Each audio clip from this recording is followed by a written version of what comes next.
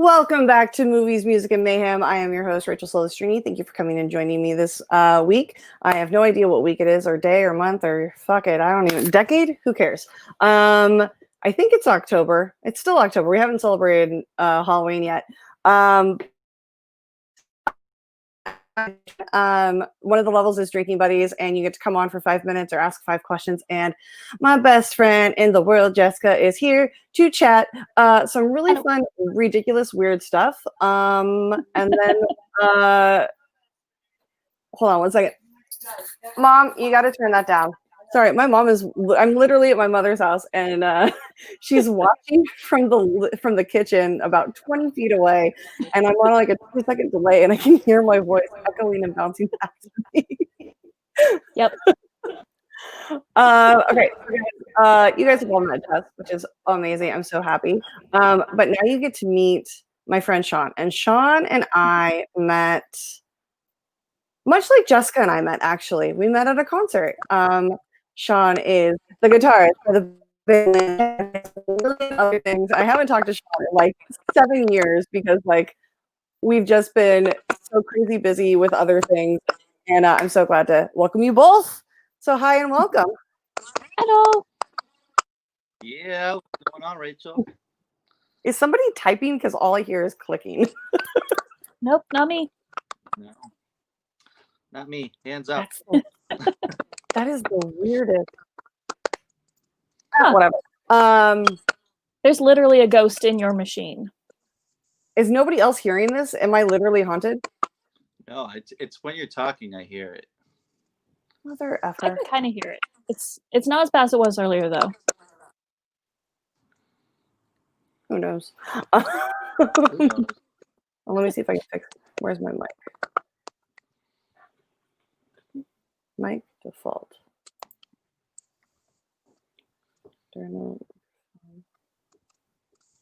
Hold on. Sorry, guys. We're having a bit of technical issues. All the fun time. Little dance party. Yeah, right?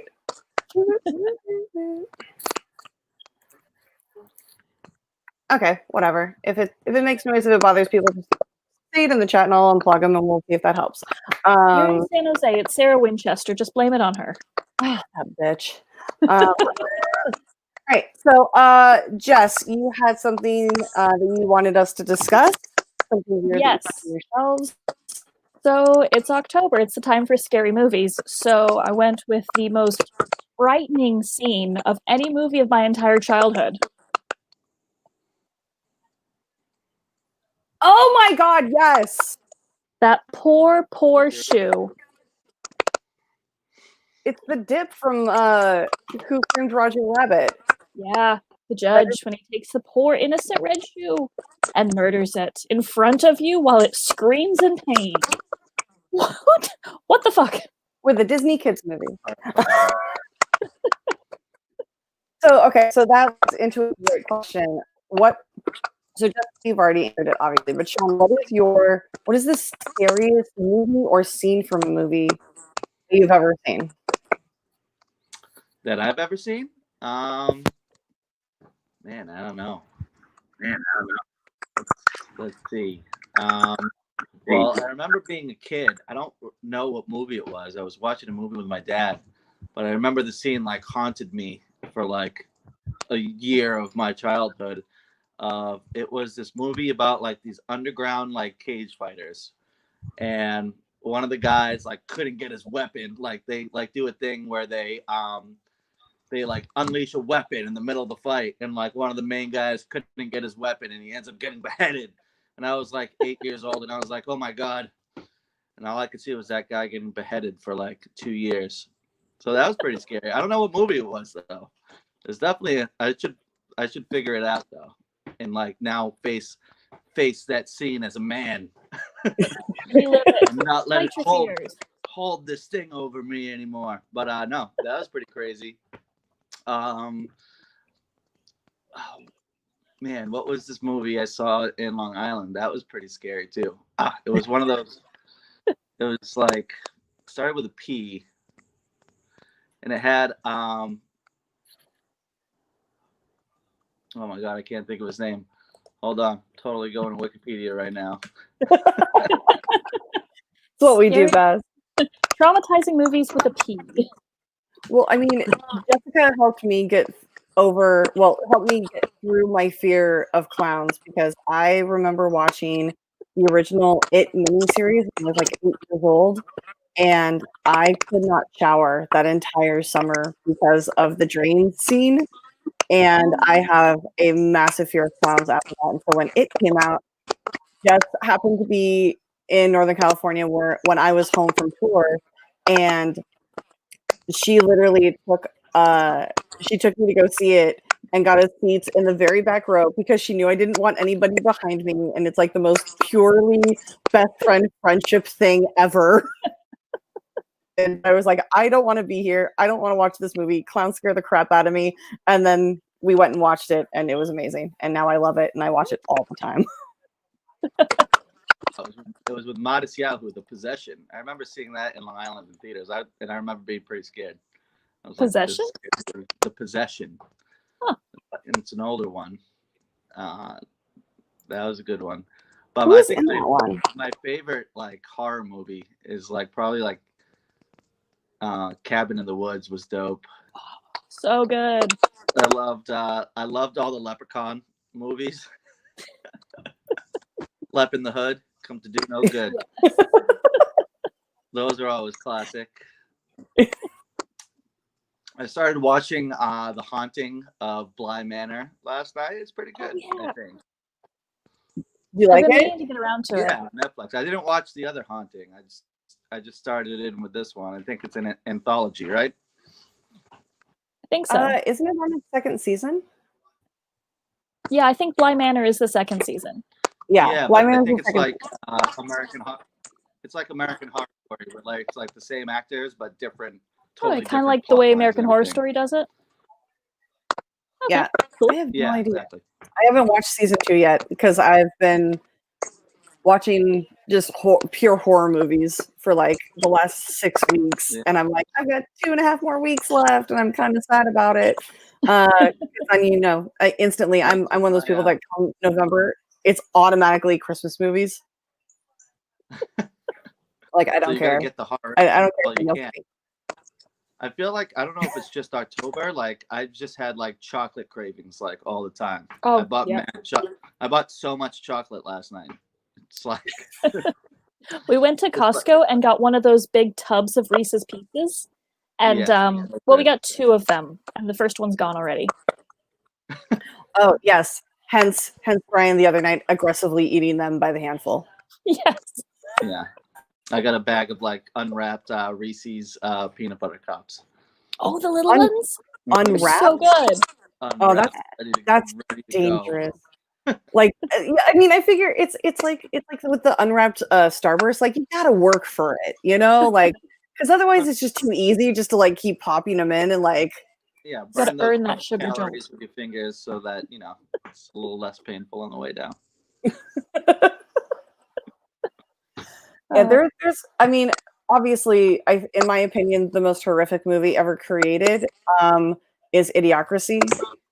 You mean the documentary? The documentary, yes. I remember walking out of the movie theater, seeing that movie, and my friends were laughing about how funny it was, and I'm like, it's not funny. That's a documentary from the future. Like it's a warning. And now we're living through it, and I'm like, you motherfuckers owe me an apology. I gotta watch it. I haven't seen it. It's terrible. I mean, it's funny, but it's also like, wow, there are far too many parallels to this. Yeah, there are a lot that just like, well, this was supposed to be satire, and this is not what happened. Network is on my list of movies like that, where it was supposed to be satire, and it actually is like more realistic than it should be right now. Really good. Not a horror. Well, it's a horror movie, but it's scary, but just because of how real it is. Yeah. Highly recommend if you want like harsh media satire. This one that I watched in college, because my roommate was a huge horror movie buff. He had just like DVDs, and it was a French movie. What was it? But that shit was hardcore.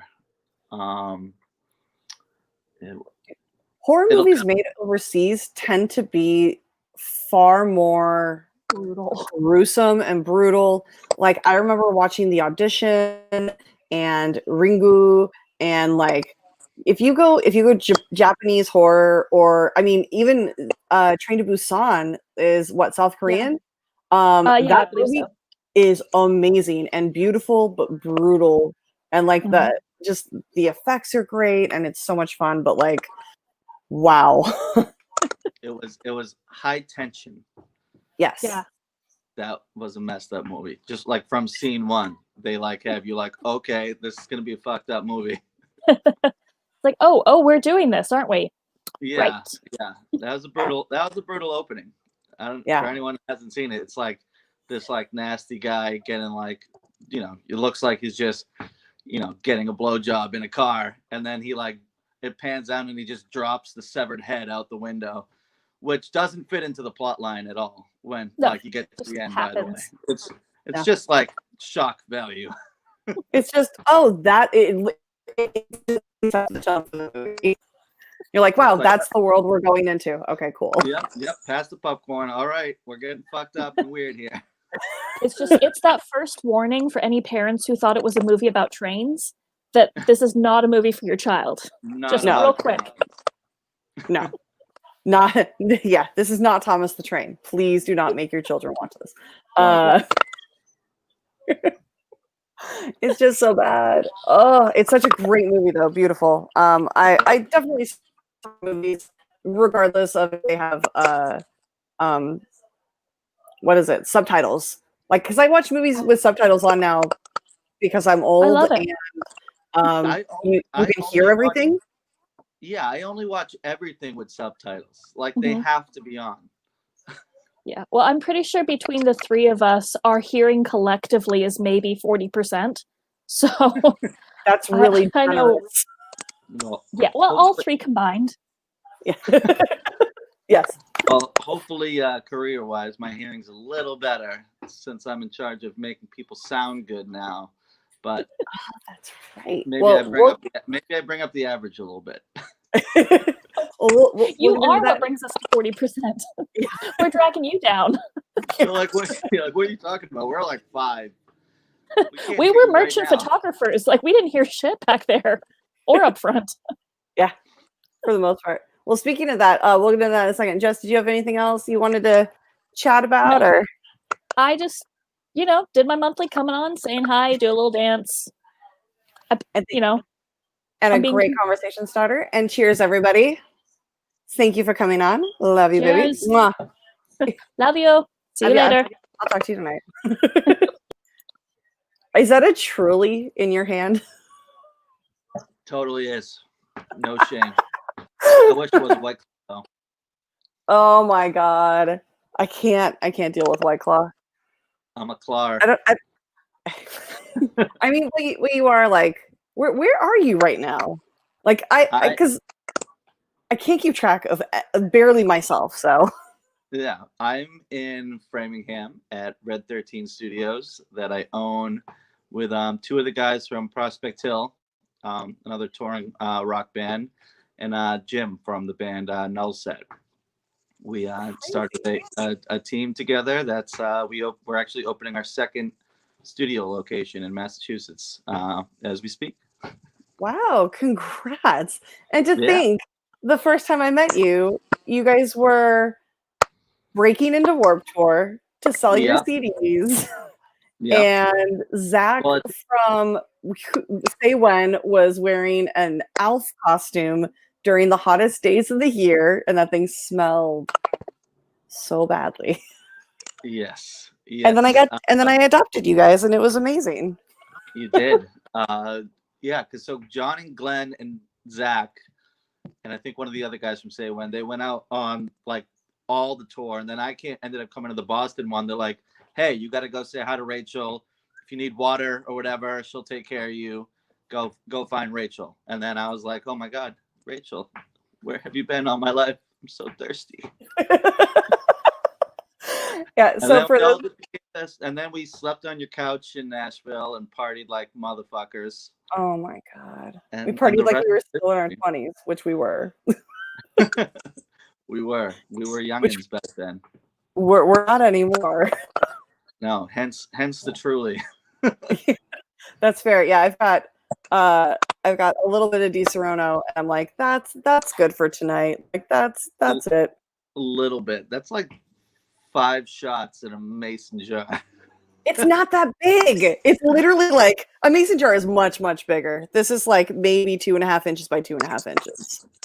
Yeah. Playing tricks with the camera. It's a sipper for the whole night. Don't get me. We've had our. I'm not 22 anymore, so I can't go that hard anymore. I see videos. I'm like, how did we survive? Oh my god. No, but really, why? How are we still alive? It was insane amount of drinking. Not okay. No. It was okay. No. It was a fucking blast. Let's be real. It's true. It led to so many great memories to never be remembered. Oh my god. Or never be spoken of. Oh no, always speak of them. I mean, I figured there's like a 10-year, quiet time. And then after 10 years, it's okay to talk about them then. Yeah, there's some stuff that, it's like it gets released from the vault every 15 years. We're like Disney. Yeah. But it's becoming declassified now. We can talk about that time in 2006. And nobody really cares at this point. Yeah, you're no longer with that girlfriend. It's okay. Oh my god. Jesus. I remember I honestly would love to come back to Boston and like hang out with you guys and literally just go through do we remember what happened when we hung out last time? Like just go through the memories and see if we can jog each other's memories. Because it's like the only time that I remember anything is when someone actually brings it up and they're like, "Hey, do you remember when we did this?" And I'm like, yeah, then it just starts starts like a little light, starts as a small little glimpse of light in your head that turns into a full-blown memory. Yeah, it's like that one crack in a windshield, then all of a sudden it just explodes and it's like, oh my god, I remember everything and I don't want to remember everything again. Exactly. But that was the best part. I mean, we had some, because you guys toured pretty heavily, if I remember correctly. Oh, we did. Oh my god, you guys went overseas. We did go overseas, but like when we were touring back then, it was like completely uncalled for to tour that much. We were like touring the entire United States, and we had like 7 fans. It's like bands have it so good these days that that was like in the beginnings of MySpace and stuff. So it was just like the kind of start of being able to build a fan base online. But we literally were like, nope, I don't care if we've never been to Montana. We're going to Montana and we're playing a show there. Like, why? Yeah, cute. But yeah, so we went for broke, and thankfully we somehow stayed a band. And ended up getting to the point where we're doing good tours, touring with Puddle of Mud, touring with Pop Evil, Blackstone Cherry, getting to go out, like you said, overseas with the USO and AFE and play for the troops. That was in 2007 during wartime over the holidays. We went and did, I think it was 5 bases in Afghanistan, 2 dates in Kyrgyzstan at the Air Force Base there, and 2 dates in Kuwait, which was that was an awesome experience. Just being able to go out there and give everybody a little taste of home was really an honor to go do that. That's crazy. Was it just you guys, or did you guys go with another band? We were the only band, but we were on tour with 2 comedians. This guy Daniel Kino, who's like really funny, and then it was the other one was Miss February 1986. She was the only Playboy bunny allowed to go overseas into the bases because she was there as a comedian. She was known as the Funny Bunny. Oh my god, that's amazing. So she had to have been like in her 50s. Oh yeah. Was did she hold up? Yeah, she still looked great. She looked great. I mean, she was an okay comedian. Dan Kino killed it. He was hilarious. It's actually funny because I now have a friend who sorry, my laptop's about to die. I have a friend who's a comedian who has been overseas and has performed for the troops, and I was like, oh yeah, we went over with 2 comedians. I was like, oh my god, how fucking small of a world would it be if you went with my friend? Because as we all know, the world is this small, and everybody knows each other.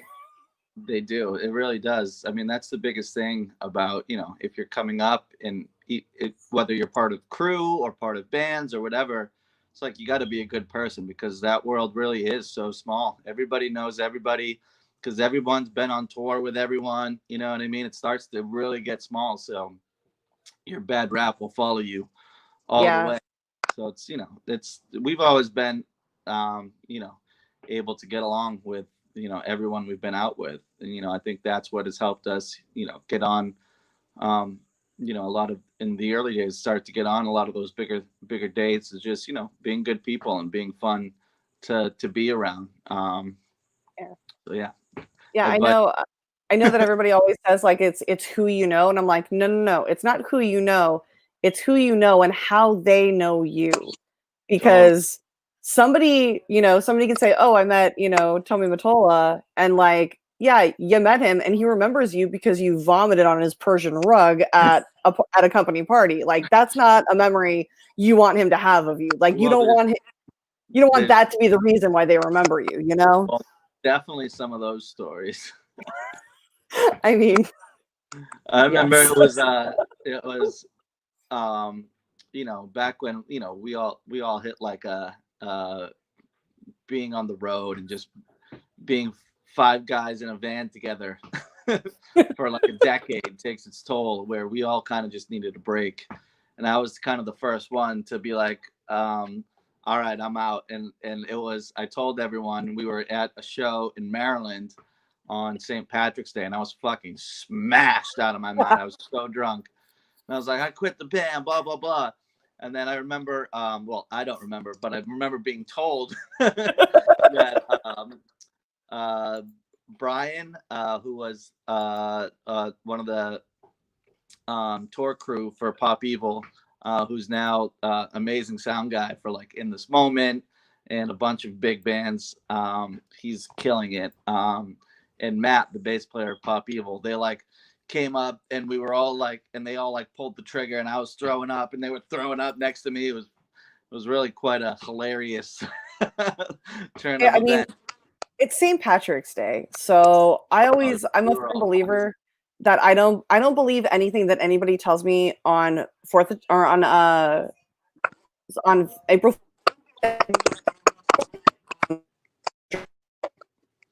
2 days.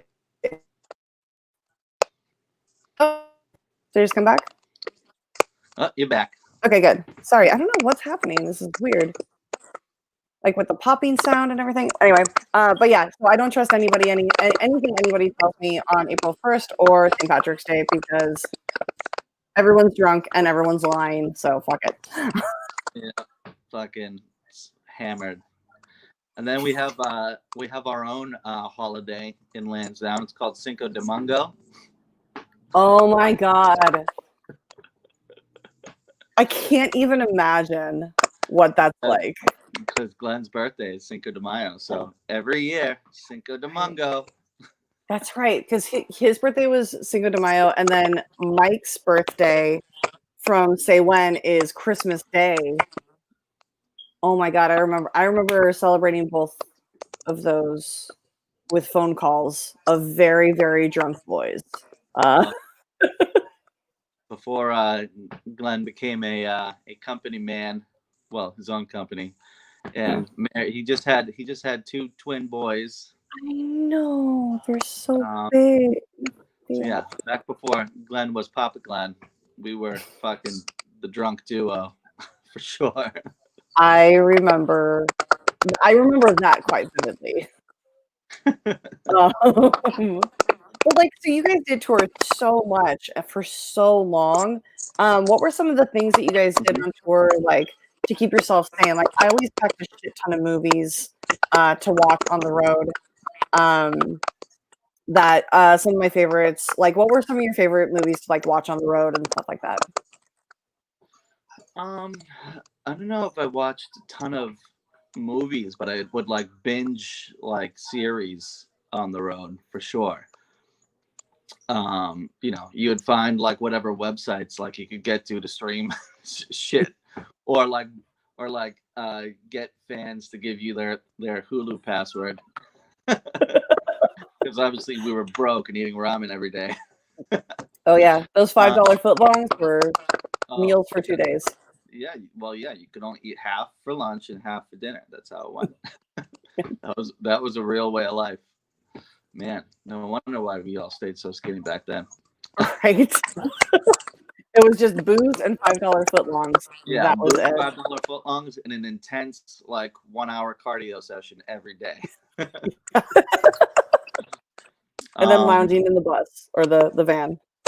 But yeah, I would always like latch on to like some series that like, had like 4 or 5 seasons and start from like episode 1 and, always have something for those like random drives. Some like, oh yeah, we're doing like LA fucking hour drive. What do you mean that's our so yeah, you definitely need something to stay sane. Didn't always work. We would go kooky in that van. It's videos of like dance parties and like weird shit. Oh yeah, that was. I remember we used to. I think we did a drive on Warped Tour from like Detroit to Montreal. And at like 9:00 in the morning, someone started watching True Blood in the front lounge. Like 16 people are crammed into the front lounge watching True Blood together as we're rolling into the hotel of Montreal. We get there and there's like 5 minutes left of an episode. And so we all just stayed on the bus to finish the episode because we're like, well, it's 5 minutes, fuck it. Yeah. What's another 5 minutes before we get to a hotel room and shower? That was definitely one of them. I love True Blood. Dexter, the whole Showtime, like that era of Showtime was great. It was pretty epic. Yeah, they did Now they have Billions. I love Billions. I actually have to catch up on the latest season. Have you watched The Boys? Oh, hell yeah. The Boys is fucking the best. I am dying for season 3. I'm like, can I just like work on set for free so I can just be there and like surrounded by these people, because I'm like deeply in love with every single one of them. Dude, this season was insane. I haven't read any of the comic books. I know there's comic books, but I fucking love the show. Yeah, I haven't read any of the comic books. I actually got asked to be part of like an after show, to like talk about talk about the show like after every episode. And I was like, okay, well, I haven't seen season 1, but I can binge that, no problem.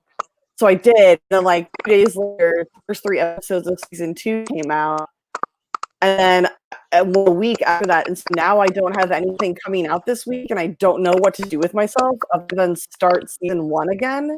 That's why I started. I ran out of shit to watch. That's why I started Bly Manor. I was like, I guess I'll watch this since it's fucking spooky season. So, but yeah, no, I was so mad though that's how they did it this season.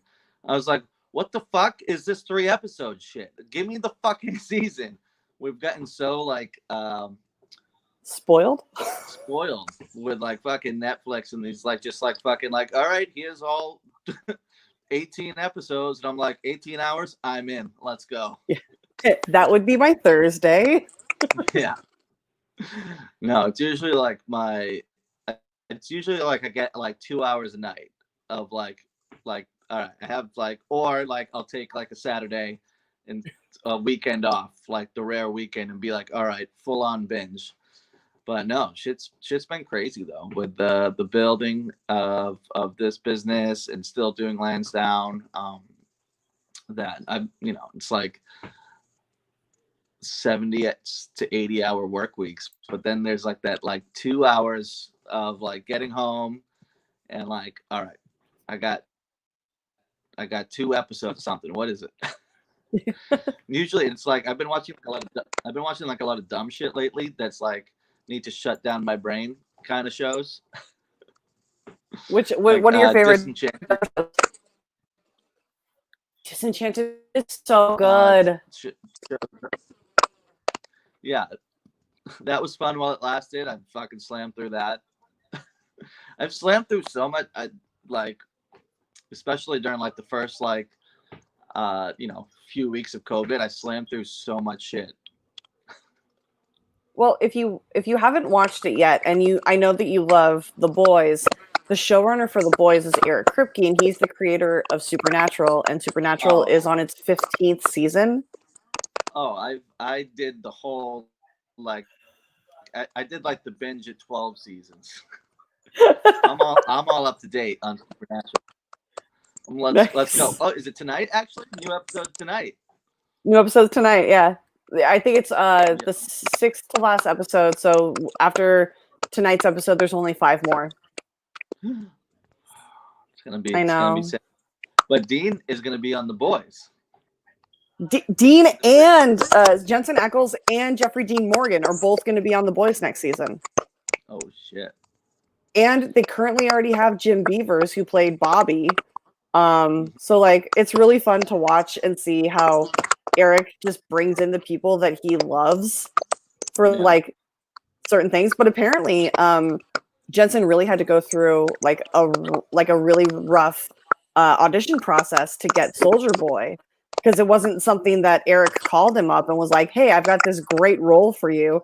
It was Jensen calling up Eric and being like, "Hey, I really love The Boys," and he goes, "Actually, we have, there's a few roles coming up like you might be interested in, but like, yeah, go ahead and like audition for them." And it's like Jensen Ackles has to audition for a role on a TV show after 15 seasons of never having to audition. Yeah. Yeah, it's crazy. Like, but hey, that must probably be the most. He was probably one of the most prepared guys. Oh, I know. I'm so excited to see him as Soldier Boy, because I hear he's supposed to be like a whiny, like cowardly version of Captain America. Nice. Well, Yeah. So what about this Dexter reboot? Did you hear about that?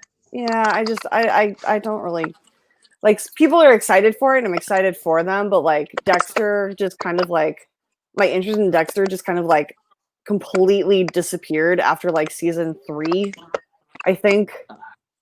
I know. I was like, I'll probably go back. I'm only excited because I feel like they have a lot to make up for with how shitty the fucking final season was. So, like, I'm excited because they better come out swinging, because there's only the only reason to do a reboot is to like be like, sorry guys, we fucked up.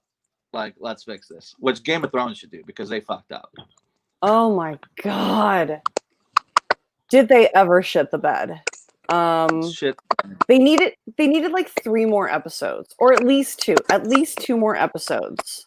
Yeah. To like really tell the story, because everything at the end was just kind of like accordioned in, and like things got dropped, and I wanted to hear about like,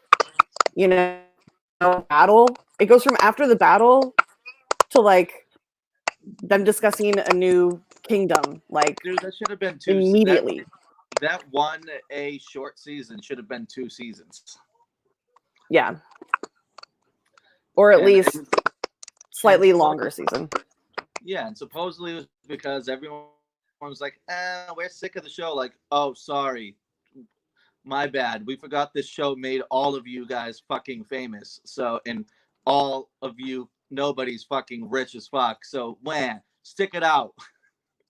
Yeah, you poor, sad, rich, famous people. I feel so terrible. Fucking, and then these guys were on had their brains on Star Wars, which never even happened, right? Oh, Star Wars.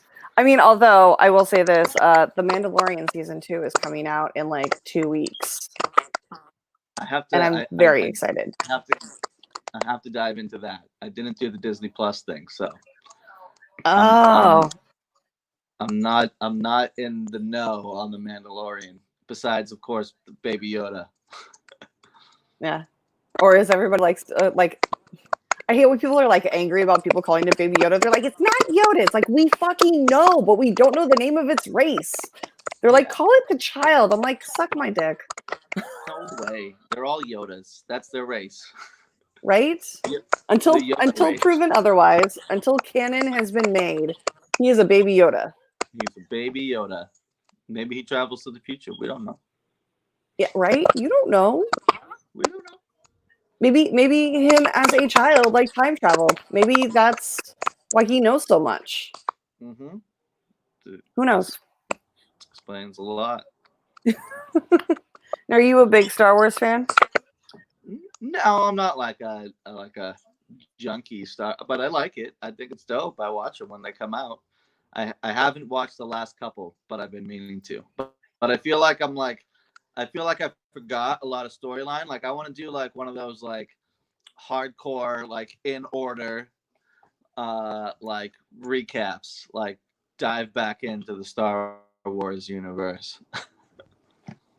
Yeah, I mean, there's just so much lore and there's so much history and like I love the movies and I haven't watched like the Rebels TV show or anything or any like the only extra thing outside of the movies that I know is the Mandalorian season. So like it's just one of those things that like it's just a pure thing for me. Like I just like it. It's just fun. Oh, so I just got a text message from a mutual friend of ours. Somebody that I had no idea that you knew, but of course you live in Boston and everybody that lives in Boston knows each other. Rachel Cushing just texted me. Oh, hey Rachel. And she says, hey, so my sister just texted me saying that you know Shaun Lichtenstein. I've known him since he was a baby. In fact, I used to babysit him and his sister Ariel. Our mothers are best friends. Such a small world. Please tell him I say hi and hope you're doing well too. I invited her on and she said she can't, but she's working. She says have fun, maybe another time, but she wanted to say hi. And I mean, obviously, Rachel's the best. Yeah. Yeah. So like you so like you grew up with the Crusher. The Crusher. That's how yeah, you guys like compete on what is it? So is it Star Wars like ultimate Star Wars trivia? Is that what it is? It's the movie trivia schmodown.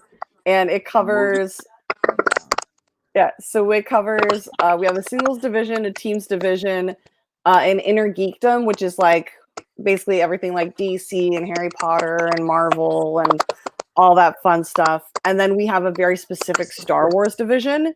And Rachel was, I want to say, twice belted in teams. She's just like the most amazing thing. And she's so humble and so sweet and lovely. And now she has stopped competing. She retired. And now she's helping her fiance, who is Sam Levine,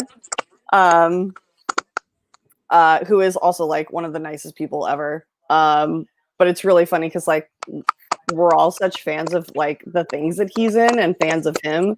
So it's really funny to like see him in person and be like, I've watched you for years on Freaks and Geeks. Like we would watch that on tour every year. Yeah. And now I know you.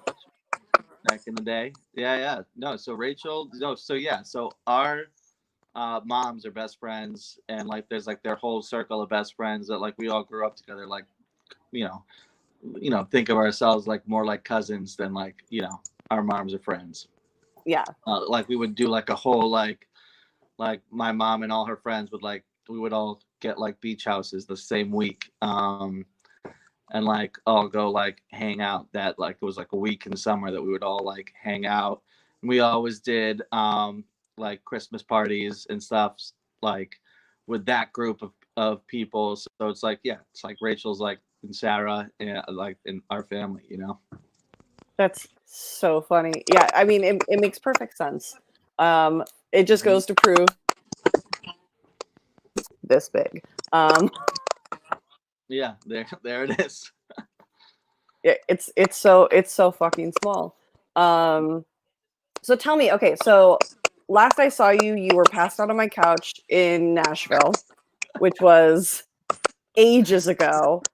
And now you are opening your second location for, what is it, recording studio? Like, Yeah, so it's with the three guys I talked about earlier, Mark, Jim, and Johnny, we started started out as a recording studio and like production company, and just coming from a background of having done a lot of things, being on radio, being signed to labels, um, touring all over the world. We kind of got into an artist development role with a lot of artists coming up out of the Boston area, and that kind of morphed into we were kind of outpriced for a lot of the local independent artists in the area, and we didn't want to we know what it's like coming up as independent artists. You know what I mean? You don't have a ton of money.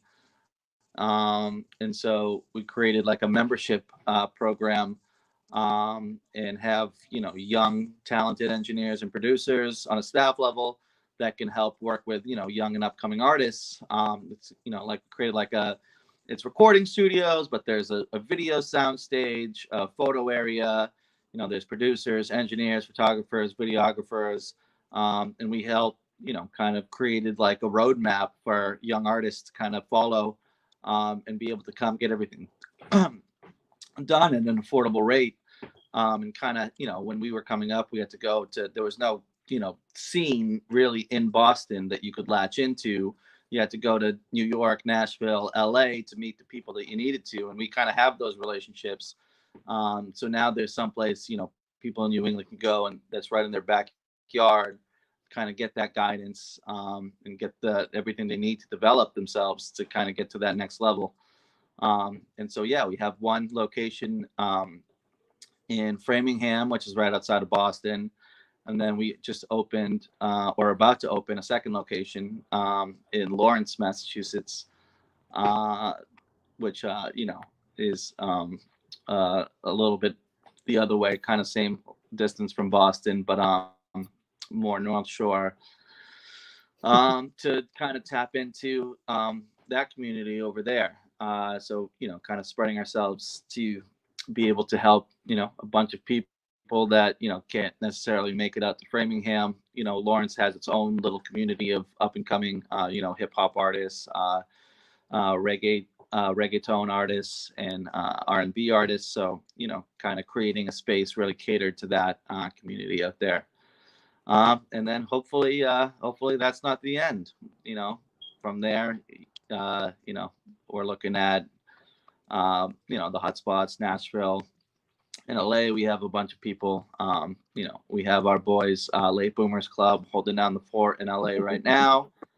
Shout out to Brendan and Evan. And I'm sorry, the Late Bloomers Club? The Late Boomers Club. Oh, okay. I was like, that's awesome. Like, so, yeah, is it just like a bunch of guys at 40 that just pick up their guitars? Like, that's hilarious. I really like that idea. Yeah, two of our homies that were producing out of the Framingham location, and then they moved out to LA. So they've been working with clients out there, still doing stuff with some of the people that they work with over here, over Zoom and everything like that. But yeah, we're spreading wide. But yeah, both locations are set up for like full everything you need. We're here to be a resource for up and coming artists, because when we've really stepped on. We like to make the joke that we've stepped on every mine there is to step on. Working your way up in the industry, we've made every mistake. So it's like we know what not to do out of experience, and what can help you skip the line and save yourself. You cleared the field for them. So yeah, it's like first tidbit: don't go on tour before you make fans ready to see you on tour. I mean, you can tour in places that you don't have fans, but you need to have fans in at least 3/4 of the cities that you're going to. Yes, I agree. Yeah. I mean, but then again, do you like? I kind of feel like that was such a rite of passage for bands back then, was to like do that no fan tour. Well, it was, and what it did was it really like helped to separate the ones who were gonna make it from the ones who weren't. You know what I mean? Yeah. You had to have like a real passion and a real want to keep going, to go and play to the bartender every night and come back broke and be like so broke all the time. And you have to really want it to keep getting up on that horse. So it really helped to thin the herd on that level. Yeah. Yeah. I mean, I remember, yeah, it was the same with the people who wanted to work Warped Tour. It was like, do you really want to work Warped Tour, or do you just want to hang out with bands? Because there's a difference. Yeah. And if you want to work Warped Tour, you're working, 20 hours a day and being disgusting and sweaty and dirty all day. And that was like week 2 was when like you noticed that people were missing. Yeah. And they weren't coming back because they couldn't hack it. And it's like you either want this and you work for it and you're in it for the right reasons, or you're out. And it's like there's no easy path for that. And I feel like that's kind of missing in the music industry these days. It's like it's amazing the fact that like YouTube exists and like anybody can get anything on their Spotify and they can get discovered, and that's fantastic. But like there's not that hard work that goes behind it of like establishing a fan base and touring and really working for it, that I don't think a lot of artists these days have to face. Well, yeah, I mean, there's some people that catch fire, catch lightning in a bottle, and that's true for. But a lot of even building that online base is, not many people realize, is like a ton of hard work, and not everyone has the drive to do that. It's like, listen, if you have no money and you really want to have a music career, go literally hit up 100 people a day on Instagram and ask them to listen to your song. Like, that's free. And you might get 90 people that say go fuck off, but those 10 people that you hit up that day that didn't tell you to fuck off, now there's 10 more people the next day. Now there's 10 more people the day after that. And everyone, I feel like there is like a air of younger artists coming up that they don't want to do the work, you know what I mean? That just expect it to happen, and that's not how it's really not how it works. Maybe for like that 1 in a billion person that sings at someone's bar mitzvah, and some record executive hears them and says, "You're in. Here's the golden ticket to Hollywood." But other than that, that's not the way it works. It is a lot of with back in the day, it was it was MySpace. All 5 of us, you could add up to I think it was 500 new friends a day on MySpace. And so all 5 of us had to do 100 people a day, and message 100 people a day. And that's how we built our first, our first following, that then stuck with us over to Facebook, and then stuck with us over to fucking all the things there are now. You know what I mean? That's what let us disappear for literally, we disappeared for 5 years. And over that 5 years, like, things kept getting bigger. Like, one of the videos just crossed 20 million streams, which is crazy. What? I remember looking at our monthly listeners on Spotify like 3 years ago. They were like 50,000. They're at 180,000 now. You know what I mean? So when you build things right from the start and you build that strong grassroots, they'll stick with you. People will be real fans. And I think that's, kind of like what you're touching on. Like, nobody wants to go make that effort to make real fans anymore. It's like they just want them to, like, what do you mean? I can't just put out a song on my SoundCloud and I'm famous tomorrow? It's like, no, right? You can't. You have to still, like, making the music's the fun part, and it's still a job. You know what I mean? At the end of the day, you still got to wake up and put 70 hours. You're a startup business. You got to wake up and put your 70 hours a week in like any other person trying to get their startup off the ground, you know? Yeah. It's just so hard every now and then. It's just like to process all of it, of everything that we've gone through and like all of the hard work that we put in to get where we were. And then like for me to have it all just kind of like disappear overnight with COVID. And like, but like artists like you guys have this amazing opportunity now because now everybody has nothing to do. So why not send them links to your YouTube? Sorry guys, I don't know what's going on with the sound. Is it scatting for you? Yeah, something's going on. Yeah, I don't know what's going on. Hold on, guys. Give me a hot second. I'm gonna go check the Wi-Fi.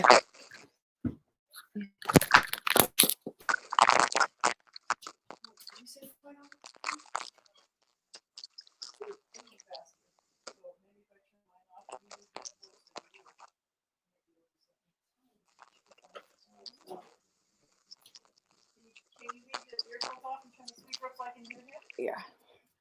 Okay, we're gonna fix it. Still there? Shaun?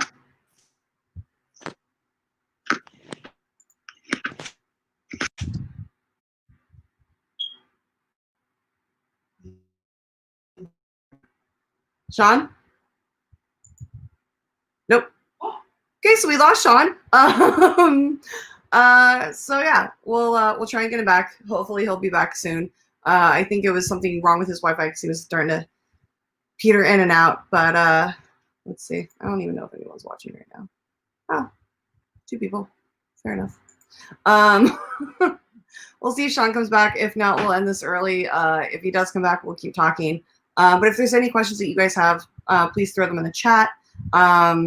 Or throw in a Streamlabs. We'll see what's going on right now because I don't know what's happening. I have been watching a lot of horror movies recently, which has been pretty amazing because I have hated horror movies my entire life. I am far too easily scared. But I've discovered a love for them, and I've kind of fallen in love with Leigh Whannell. I love him, and I love his movies. And it's just him and James Wan, I think, have like such a great like buddy relationship together that it's great. Yeah, I don't know what's going on, guys. I'm so sorry. But if you guys have any questions for me, go ahead and throw them up. I don't know who's watching right now, so. But yeah, it's been a time. I hope everybody's doing okay. It's been a weird month, and like I know we have like what 22 days until the election, and I know things can get a little heated around the apartments or houses with the people that you're living with. So just remember, everyone is entitled to their opinions, no matter how wrong they may be. And if you need help through it, like people are out there. Oh, Shaun's phone died. He'll be right back. That could be it. Okay, cool. But I know. Was there a debate this week? Can't remember. It would have been last night. But I feel like the debates these days aren't actually debates. They're just kind of like just people screaming into the void and other people doing their best not to react because it'll make them look crazy. We'll see. Shaun should be back in a second. If anybody's still watching, throw something up. There he is. I'm back. Sorry. Yeah. Oh my God. And clear. And I don't hear any pops. This is perfect. Everything is awesome.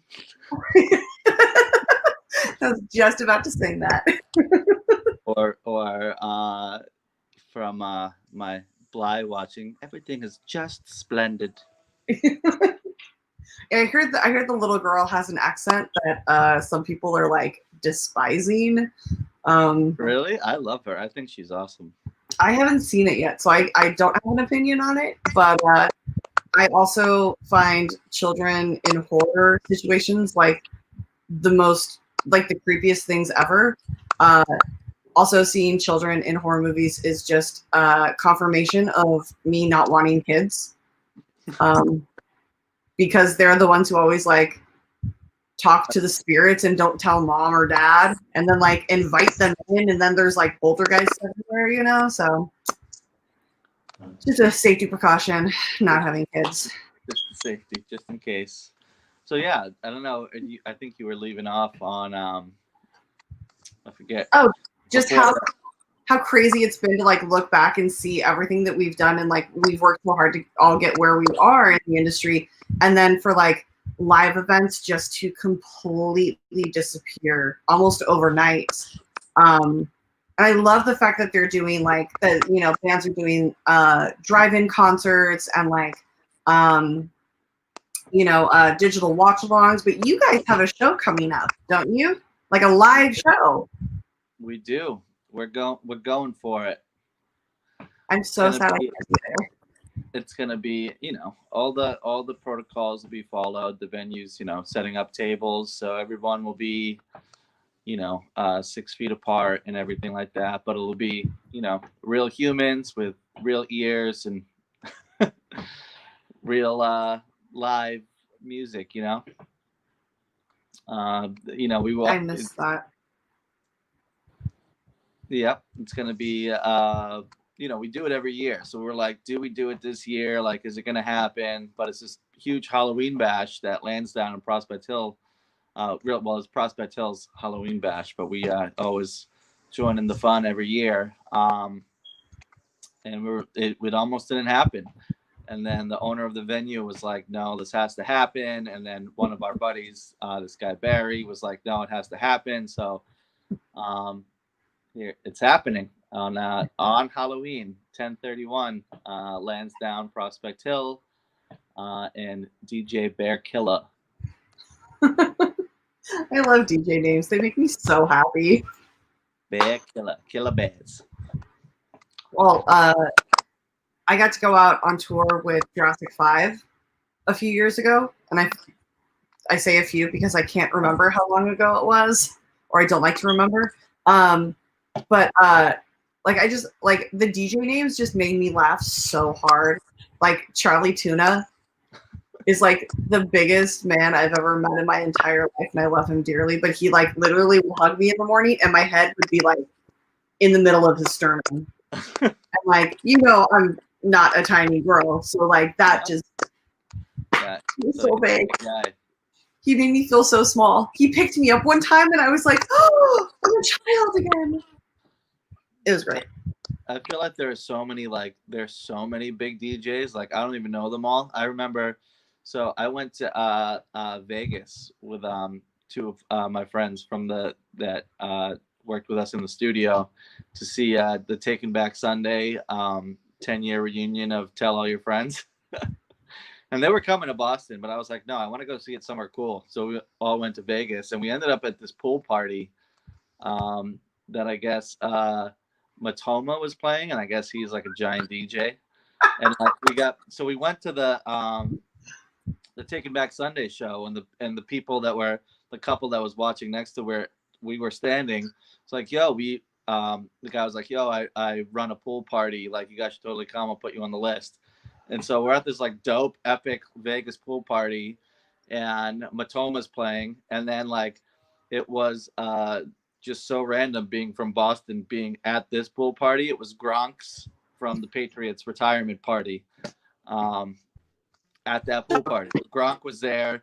Matoma was there. It was like fucking just such a random thing. But yeah, Vegas is cool. It's like Vegas. It's gonna take me a while to get back to Vegas. Like honestly, like I just I'm at the point currently where like I'm watching movies and I'm just like, you can't do that anymore. Okay, don't, no, too many people, and I like start having like a mini panic attack, and I'm like, wow, this is gonna suck. And like, I looked at a picture that I took, at was it was the second to last Warped Tour, and I was in New York when they were in New York, and I got to go on top of the monster truck. That was parked like right beside the main stage, and Pierce the Veil was playing. And like, I took like this amazing like aerial shot of the crowd, and I came across it in my photos recently, and it just like I started sweating because there were so many people and they were so close together, and I was like, no, they're all gonna get sick, and I started panicking. I'm like, oh my god, this is gonna take so long for all of us to get over like to be in a crowd. Yeah. But I can't wait for the first mosh pit that happens post-COVID. Oh, I want to go to the hospital. Yeah. Like that first accidental elbow I take to the nose, I'm gonna be so pumped. I'm so excited, just blood streaming down my face, just like laughing maniacally. That's the new horror movie. Well, I mean, actually, there is a horror movie about a band, and it's called Green Room. Have you seen it? No, but I did watch one recently that wasn't that one, but tell me about that one. So Green Room is about a band who goes to this venue for their show, and they come in and they find out that it's basically like I was very drunk when I saw it, so I may be wrong, but it was Patrick Stewart plays like the owner of the venue, and it's like kind of like a Proud Boys, like a white pride area, and they go to like kill the band, and it's like this horror movie of like these guys trying to kill the band, and the band's trying to stay alive, and it's so good and brutal and scary and funny. Like they go and hide out in the green room. I'm like, get out of here! There's no towels in the green room. You used them all already. Like it's just funny shit. Like it's so good. Dope. I'm gonna watch it. No, so the one I was thinking of was American Satan. Have you seen that one? Is that the wait, American Satan? Is that the one with the lead singer from? Oh my god, what's his name? Oh my god, who's in it? Hold on, I'll tell you. It is Ash Alvidson. Huh. Matt Beckerman. Rock artist Andy Brusack. That's who it is. Yeah. Yeah, I remember when this movie was being made in LA, and I was gonna go down to visit the set, because I think Andy was still with Juliette Lewis at the time, and like Juliette and I became really good friends on Warped Tour, and so I was gonna go down and see them, and then I like couldn't. I had something to do for work or something, and I was so angry because just the premise of it is so perfect. Yeah. I still haven't watched the movie. It looks so good. It was dope. I hadn't seen it. It's from like 2017, but I just saw it like when I was hanging out with one of my friends over like quarantine. I broke boo-boos. Ooh. Ooh. We were all good. Still here, so we made it. Yeah. But yeah, we got like hammered and watched that movie, and it was fun. Yeah, I like that. I like Satanic Panic too. Is really good. That's on Netflix as well. Satanic Panic. Did you watch this new this Halloween Adam Sandler movie that just came out? No. It was so dumb. That Is it like a too edible movie? it was just like I think it was like meant to be like super PG for like kids. I think. I don't know. But like he was like doing a voice, and I was like, "Can you do voices anymore?" Like I'm cool with it, but I'm sure someone's gonna have something to say about the voice. But it was so dumb that it was so dumb that it was good. Just so, like, if you need to, like, if you're doing too much brain stuff and you need something that's just like so dumb and pretty kind of funny, like that was good for that. Okay, good to know. I was in that zone, so it worked for me. Perfect. But Perfect. I could definitely see people being like, "This movie is absolute dog shit." I mean, to be fair, I tend to love those type of movies, but like, I think because I know how good Adam Sandler can be when he goes back, when I go back and watch like bedtime stories and stuff like that, or like I now pronounce you Chuck and Larry, I'm just like, you're so much better than this. Like, like these aren't even good. Like I don't care if they're like stupid and fun, but like these aren't even good, stupid, fun movies, you know? Yeah.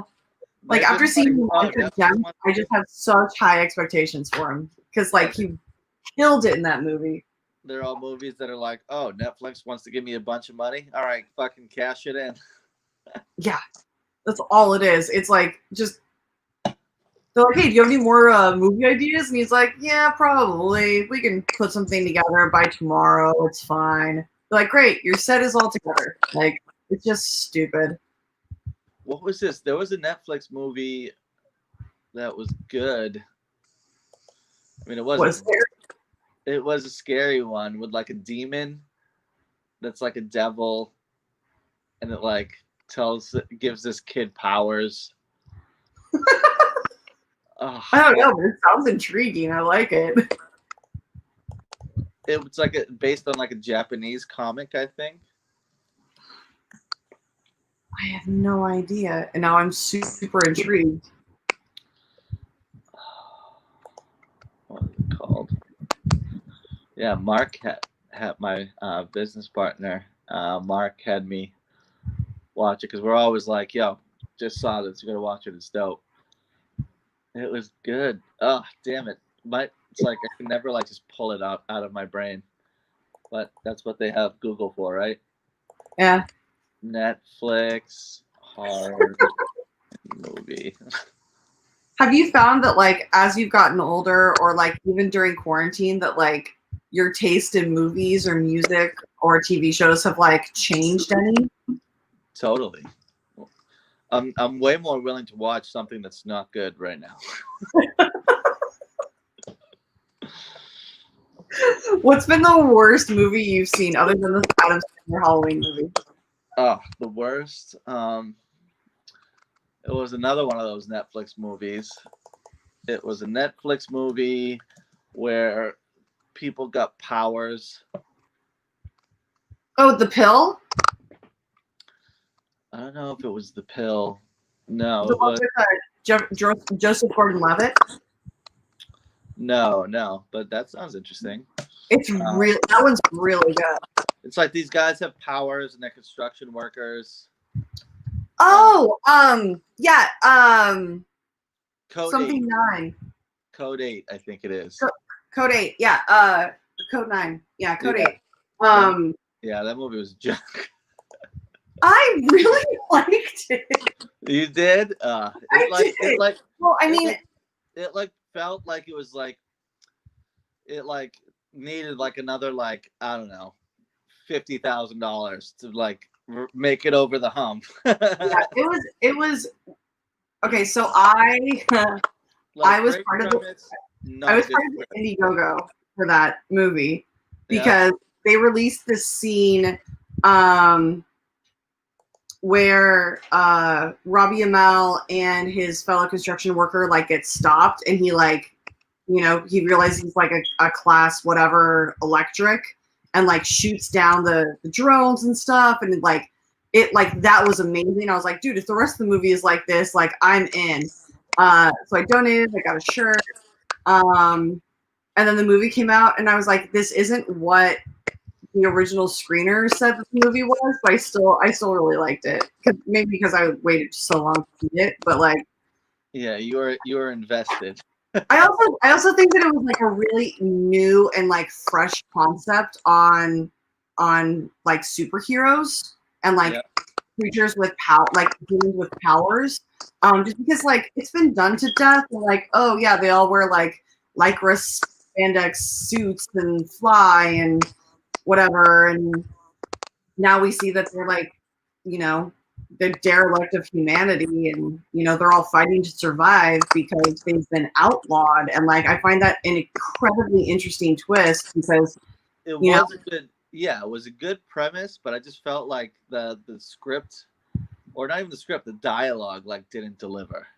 Yeah, I can see that. I understand, but I enjoyed it. Like I enjoy that kind of level of like, I know where you're trying to go with this, and I know what you're trying to do, and I respect you for just even attempting that. But it was a really good movie. I enjoyed it. Yeah, but not, I mean, it's tough because I don't watch a ton of movies now. I feel like they're too short for me. I'm like, no, I need I feel like a series is like a movie to me because I'm like, all right, it's like an 8-hour movie in my mind, you know? Yeah, you're like, let's saga this bitch up. I know. Man, I can't find this. Text your friend, see if he knows. Yeah, I gotta phone a friend here. Yeah. Well, I mean, it's like last night I showed my mom the new, like the 2017 version of It, and then I wanted to double feature it and show her chapter 2.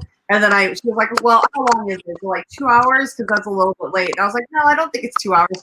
It's 2 hours and 55 minutes. Like, it's 3 hours long. And it's one of those movies where, like, you don't realize how long it is because the storytelling is so good in it. And, like, you just get sucked into this world. And, like, you don't care how long the movie is because it's the world you want to be in and play with. Mm-hmm. My mom's in the kitchen. She's like, no. I don't want to watch it tonight. Like, nope, not happening. I mean, but how do you say no to Bill Hader? Like, you just can't. Especially in Richie Trashmouth. Like, come on, it's perfect. Perfect. That was a Death Note. Oh, Death Note. Death Note. I thought that was good. But I heard that. Well, I have some friends who were like, they're like purists, and like they really love like the comic and like the Japanese version, and they're like, it's trash. I'm like, I have no basis of knowledge. I don't care. I can see it being, because it's that one too though. Like, I feel like a lot of the earlier, like, even in some of the newer ones, like where Netflix, like, yeah, we'll give you like barely enough budget to like get it done. Like, they're not like perfectly like dialogued movies, but I did like that. But I like lower the bar when it's a horror movie because I feel like you don't even want, like, I almost like want it to be a little trash, you know? Yeah. Yeah, you want to see the boom mic coming in during the kill scene, like you want it. What was this fucking? Did you ever see the Ginger Dead Man? No. Oh, you gotta watch it. It's like Leprechaun. It's like so bad, but like they're like those are the best. Like, I feel like horrors, they either need to be like fucking like actually legitimately like terrifying, or they need to be like almost comedies. Yeah.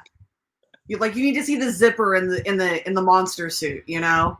Yeah, you can't be in the middle. You can't be like mediocre. Yeah. No, what was I just mentioned it. It's Satanic Panic. On Netflix is so good. I'm gonna have, hold on. I just want to make sure that that's the. I just want to make sure that that's the right one. Yeah. So this is like super weird and trashy, and like the death scenes are outrageous, and like it's just stupid fun, but like it has like a really high like production quality to it, but like the rest of it is just utter trash. It's so much fun. I'm so happy we did this because now I got some stuff on my watch list. Green Room, Satanic Panic. I'm fucking going home, fucking packed up. I love it. Yeah, it's so good and so bad. You know, Honestly, the best like outrageous death scenes. Hobo with a shotgun. see, I tried to watch it, but I couldn't get past the first like 10 minutes. I was like, I can't watch this. I don't know if it was like where I was emotionally at that point, but I was like, I can't watch this right now. I had to turn it off. Dude, it's like anytime there's a death scene, like there's just so much blood. Like and fucking I think it was like someone gets like beheaded and like the thing is like shooting up like a like a fire hydrant. And there's someone like dancing in it. It's like one of the most absurd movies. Like we're going ahead, and I'm riding shotgun. Wow. I love those terrible fucking ones. See, I love movies like Tucker and Dale versus Evil. Yeah. Because I'm like deeply in love with both Tyler Levine and Alan Tudyk. Like, I think that they're just wonderful human beings, and I will watch anything they're in. They make me laugh so hard. But like that whole premise of like just everything is completely misunderstood and like is actually a horror movie from the kid's perspective. Like it's so great and funny. And then like obviously Cabin in the Woods is. I thought like, that one. Head and Shoulders. That one was so good. It's like I almost got kicked out of the movie theater when I went to go see that. And whoever did the film score to that, like, is fucking class A, because like he hits you with those stabs and there's like the volume like changes like so dramatically. Like, dude, they get you so good. Like, fucking kudos to that guy. He also has some of the best death scenes. Like, I think that, like, I laughed for a solid minute and a half when Chris Hemsworth takes off on that dirt bike and then crashes into the invisible wall and dies. So I'm like, that's the funniest thing I've ever seen in my like he's trying to be a hero and he probably could have made it, and now he's just dead. Now he's dead because he crashed into an invisible wall. The fucking like the levels to that movie are so good. Like, I remember my buddy Ryan, who I live with on Long Island, he's a huge horror movie buff. You guys probably like go ham on this thing. Like, he's like I learned horror movies from my roommate in college, Justin Tolan, and Ryan. Like, they're my like, oh, you gotta watch this. This is the best horror movie people. And he's like, yo, like, if we're gonna watch Cabin in the Woods, like, we're gonna like do it, like, fucking all get together, like, in the living room, like, lights off. Like, it was so good. I remember being like, wait, what? Like I was like, this movie's fucking I want to watch it again now. I need to find someone who hasn't seen it and like pass it on. It's like It Follows. You just need to keep passing it along, but not because you don't want to, but because you want to. Like, you have to. Like, it honestly has one of the best like cameos of all time with Sigourney Weaver at the end when she comes out and she's like the head of like the U.S. syndicate version, and just like, of course you are. Like, Sigourney, you're the best. You're the best. She's so good. She also has a great cameo in Paul, which if you haven't seen Paul, you really should. Paul? Yeah, Paul. It's it's not a horror movie. It's Simon Pegg and who's the guy who's always with Simon Pegg? My brain is blanking, guys. Oh, Nick Frost. It's Nick Frost and Simon Pegg from like Shaun of the Dead and Hot Fuzz, like those two guys, and they play English guys who come to San Diego for Comic-Con and then decide to road trip back to the East Coast, but hit up all of like the haunted houses and like alien abductions, whatever. They're gonna like go to like Area 51, but they end up meeting like getting basically hijacked by an alien named Paul, voiced by Seth Rogen. and it's just fucking hilarious. And so they're like trying to figure out how to help him and get him back home. And Sigourney Weaver ends up, playing like the head of the government division that's overseeing all of these aliens and stuff at Area 51. And it's like, of course you have Sigourney Weaver dealing with aliens because she is the most qualified human being on the face of the planet to deal with aliens. So okay, that's going on my list too. So now I got three watches. I'm fucking pumped. I love this. What was the one? There was one with what's his name? Have you seen all the Conjuring Universe ones? I think I saw the two Conjuring. I saw the first one, and I saw, or maybe I didn't. I think I watched the Conjuring 1 and 2, and then I didn't see the one with the doll, I think. I would definitely recommend going back and watching all of the Conjuring and Annabelle's and those movies, like all together. There's like a specific order to watch them in, and it's so good. Dope. Yeah. I didn't do Annabelle. I watched the other ones.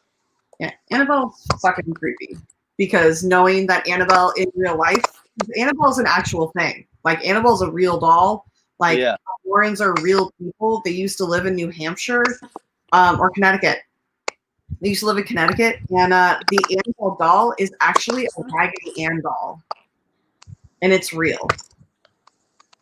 And that shit terrifies me. Fuck that. Oh, this is what I was thinking of. The guy from Boy Meets World, Cabin Fever. Oh, Ryder Strong. Yes. Yeah, I haven't watched that. But I remember it being pretty good. There's something about like flesh-eating bacteria that just like freaks me out because of all of like the weird rashes that you would get on tour. Yeah. Like you sleep on a weird floor or you take a shower in a weird shower and all of a sudden you've got like something growing on your foot and you're like, well, that's how I die. So that's it. Flesh-eating bacteria from the fucking shower at the venue in Mississippi. It's always Mississippi. Always. I remember there was one venue that I went to when I was out with I went out with a DJ tour, and it was it was like Rusco and Crystal Castles and like a few other Montreal had the most amazing showers. Like it was unlimited hot water. They had like the big fluffy towels, and there was a girls' room and a boys' room, and the boys literally were not allowed in the girls' room because when you go and find a female bathroom like that, when you take your shit. So like, you don't shit in the bathroom. So like it was just so perfect and wonderful. And like we got in, and like it was me and one other girl on the tour, or two other girls on the tour, and we walked off the bus and went into backstage, and like there was literally like French Canadian grandmothers backstage, like in the kitchen making food for us. And I was the first one in, and she's like, "Are you hungry?" And I'm like, "Yeah." And she goes, "Okay, I'll make you something. Go take a shower." And I was like, "What? What is this? What did I die in the night? Like, is this heaven?" Yeah, I definitely did it wrong. Bands, you get fucking like some nasty ass back room. Fucking DJs, you're like at the Ritz all the time. It was the venue. It was the actual venue. Like that's apparently how they rolled. And I was like, I'm never leaving Montreal. Like I love this place. Like what the guy who was in charge of like settling with me at the end of the night, we became such good friends. His name's Michelle, and like we still talk to this day. Oh, that's a good tour story. Speaking of Canada, of the time that we were supposed to be playing in Syracuse, New York. We had played Battle Creek, Michigan the night before, but my band was on stage and I was in Canada. What? So how did that happen? We played in Battle Creek, Michigan. We were on tour, Lansdowne and Prospect Hill. We were doing co-headlining things, swapping back and forth. Okay. And my band's like, all right, cool. We did the show, we partied. And then they're like, all right, cool, we're going to New York. And Prospect Hill's like, yo, we're going to like this after party. I'm like, yo, fuck you guys. I'll ride to New York with Prospect Hill. I'll see you guys there.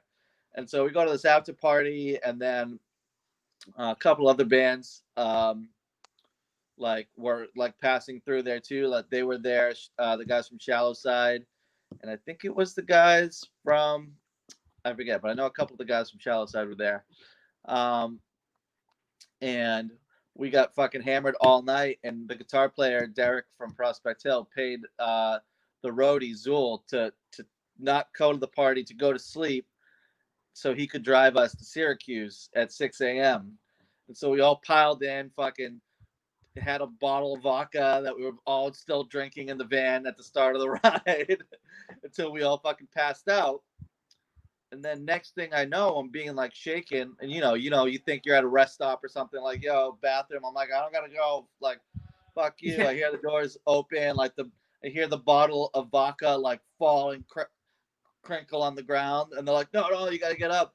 And like I get up, and I'm like fucking like still so fucked up, drunk, and there's these red jackets and fucking weird funny hats, and I'm like, what the fuck? And we were in fucking Canada. So like obviously there's a route that takes you like up and around, but you don't go that way. You stay in the United States, you go like down and to New York, you know what I mean? But no, fucking Zool decides to go up. When he's supposed to go this way, he goes up. And like, dude, there's signs. It's fucking like, yo, like 10 miles to Canada. Like, yeah, last exit to Canada, to stay in the US. 5 miles to Canada. They're like, toi exit Canada. All the signs are in French now. And so, nope, fucking ignored every single one. And we're in Canada, and we're fucking drunk, and none of us have passports. No, of course not. And Zool, who's driving, didn't even have a fucking license on him. And two of the guys had outstanding warrants in Missouri for weed possession. Like, it's a mess. It's a mess. Oh my God. And so did they let you turn around and go back? Eventually, but it was a whole thing. And so then we had to hide Zool, like, because he didn't have a license to go back from the United States. So like we put him behind in the back seat, and like the guy's going around and checking everybody's IDs, and then like he like is going to like search in the back, and then Zach, another one of the roadies who was driving, was like, oh, you didn't check my ID, and he like forgets what he's doing. He goes and checks, and then we like drove back in. So yeah, so you smuggled Zool back into the US. Yeah, so we smuggled Zool back in, and technically, I have to put my finger down, and never have I ever done human trafficking.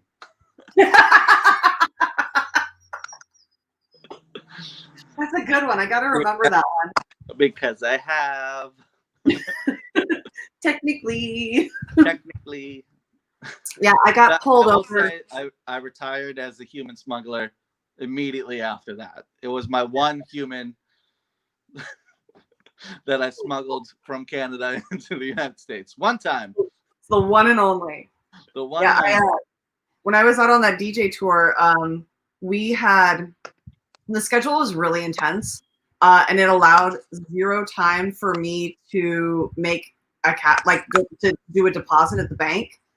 So we're like 2 weeks into the tour. I'm handling merchandise for everyone, and we're coming back into the States, and I haven't slept in like 3 days. I'm just exhausted, like maybe an hour nap here or there, but like so much work.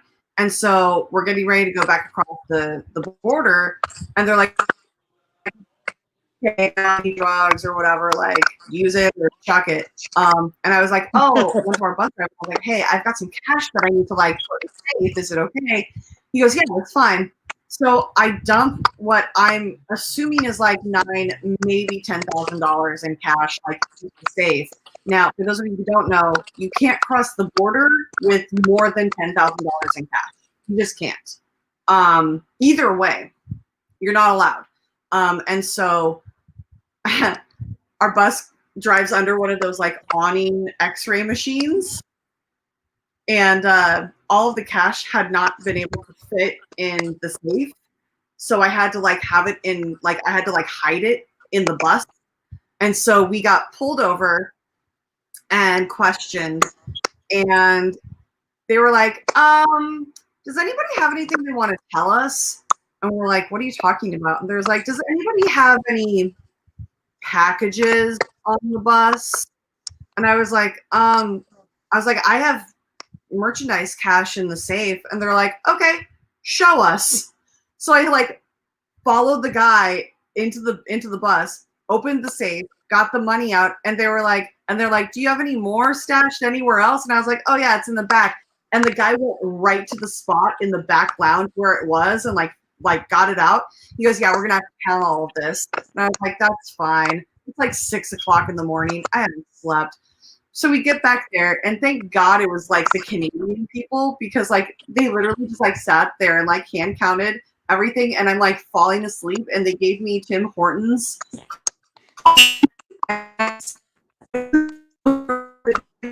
over me because I was like in my pajamas because it was 6 o'clock in the morning. I had $14,000 in cash. I was supposed to get arrested. They were supposed to hold on to the money and like retain it and like give me a receipt. And I was like, please don't do this. I don't want to get fired. Whatever. And they like literally sent me off with the cash with a warning. And like there's no red flag on my passport. I was like sweating, and everyone's like, what the hell was that? And I was like, this is what happens when you don't let merchandise deposit cash. I don't know what to tell you. It's ridiculous. You were like, your backup plan was like, well, here's the thing. I have $14,000, but I'm allowed to have $10,000. So if $4,000 just happened to disappear, can we keep going? I was literally like about to go out to our tour manager and be like, hey, Danny, remember that $5,000 you had me hold on to for you? Yeah, you need to come collect it. Like, yeah. But he was a dick, and he probably would have thrown me under the bus at that point. Or like, hey, look, there's $4,000 here, Mr. Officer. I'm not looking. Now I only have 10. You're like, which is the 10? I'll just take this. Thank you. Bye. I'll keep the 10. You keep the 4. We keep going. Yeah, it was. I had to immediately call my boss. Like, it was like 4 o'clock in the morning, and I like had to send him an email, and I was like, hey, just so you know, you might be getting contacted by customs. Sorry. We had a long talk after that. It was fun. But yeah, never again. Oh, Canada. Oh, Canada, the place I want to be. I'm legit, like, a friend of mine and I are like legit kind of low-key looking for like Canadian husbands right now. Just in case November goes wrong. We have to escape. Escape to Canada. Yeah. First of all, Canada is amazing and it's beautiful. I would just prefer Vancouver because it's like Seattle and San Francisco had a baby that was not on crack and fairly clean. And nice. I like it. Have you guys played Vancouver? No, never played in Canada. That was actually my one and only trip to Canada, was illegally. That's so weird. Like, I thought that you guys would have definitely done like at least like a pop-up Toronto or. No, we were like, oh yeah, we should like tour, like we should go outside the United States, like Afghanistan. We're like, yeah.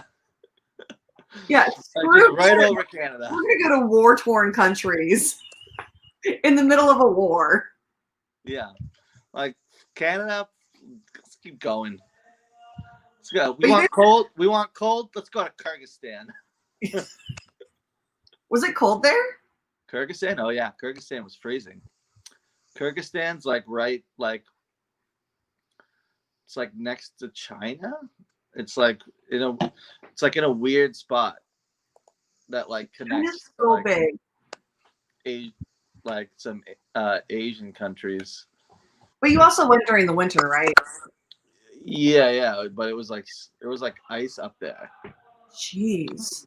It was, you actually like couldn't go outside at night because you would like freeze to death. It was a thing. That sounds terrible. That sounds like Winnipeg.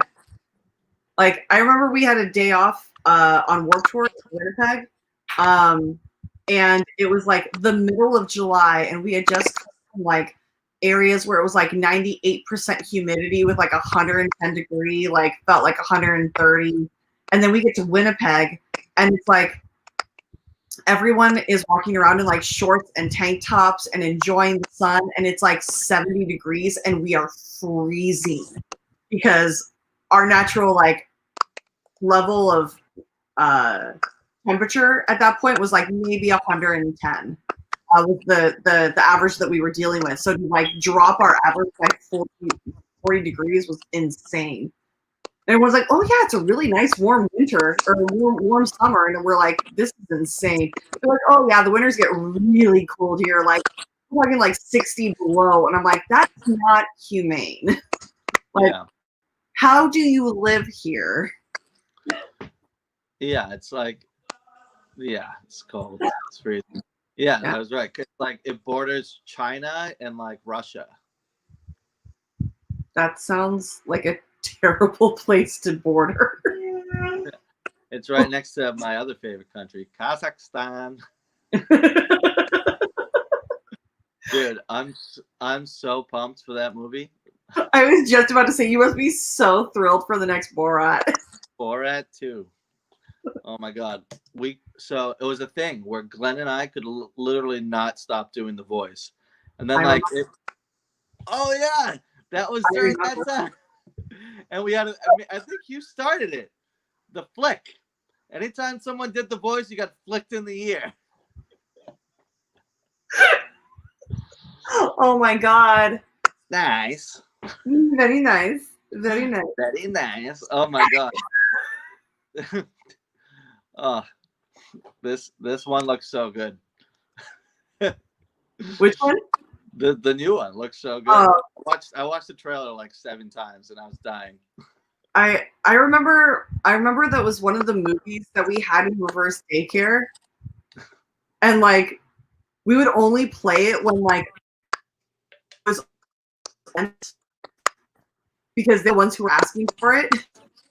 They'd be like, would be like, what movies do you have? Because we'd watch like, I don't know, like the Wedding Planner for like the 20th time that day. When the dads would all be doing this stuff, be like, oh, yeah, Blue and this and this and this and Borat. They're like, put Borat on. I'm like, I fucking hate you, but fine. Put it on. They're just like sitting there like idiots, just like joking and laughing. And like moms would come in and immediate leave. And I'm just like, no, come back. I need you for the next movie selection. The amount of times I watched Borat, that's there. No, I think I've only seen the movie like once or twice, but it's enough. Yeah, it is. Once is enough. Yeah. Maybe twice if like you're drunk and it's like on at a party and like you sit down for a few minutes and like laugh and then you realize you have to pee and then you just don't go back into that room. Like that's fine. When does it come out? Subsequent movie film? Oh, it's like next week. Oh my God, just in time for Halloween so that you can forget that awful Adam Sandler movie. Yes, exactly. I think it looks so it bad. might be time to bring out the Borat Halloween costume. Oh my God. Do you remember Metal Mike on Warped Tour? Metal Mike. No, I mean, He was I'm sure tall and thin with like sandy blonde hair. He had a lot of piercings in his ear. I think he had a few on his lip. He wore glasses. But that summer on Warped Tour, they were having a dance party. I legit cannot remember what city this was in. They were having a dance party, and then they were having a dance contest. And it got down to me, and I think it was Shaun from 303 and Metal Mike. But Metal Mike was wearing the Borat mankini, and then he decided to take it off during the dance contest. And I was like, well, I can't compete with that. I'm not getting naked. Like, Mike obviously wins. Like Like any man who's willing to A, wear that, and then B, take it off in public. Like, good on you. Well, yeah, if you're willing to wear it, you're willing to take it off. There's really no line in between there. Yeah, it's not an if, it's more of a when. More of a when, yeah. It's like, what's your countdown clock like? 20 minutes or 5? Oh. Well, you mentioned soundtracks earlier. Do you have any like favorite soundtracks or like scores for movies that like you just find yourself just maybe going back and listening to, or like a song that'll bring you back to a movie? Well, you know, you can't hear without going right back there. You know, that's a great like hook. Braveheart, the fucking Braveheart theme. That's like one of my favorite pieces of music. I legit listen to it when I go to sleep at night. I'm not joking. Like almost every night I listen to that, and it just. I was gonna get that tattooed on me. I mean, I still have the space for it. Do you? Yeah. It's all laid out. Just needs staff and notes. But yeah, I love that score, that fucking melody, whatever. Yeah. Trying to think of what else. Well, I did a thing where I had to listen to a lot of the Dark Knight score for this project I was doing, which that score is fucking dope.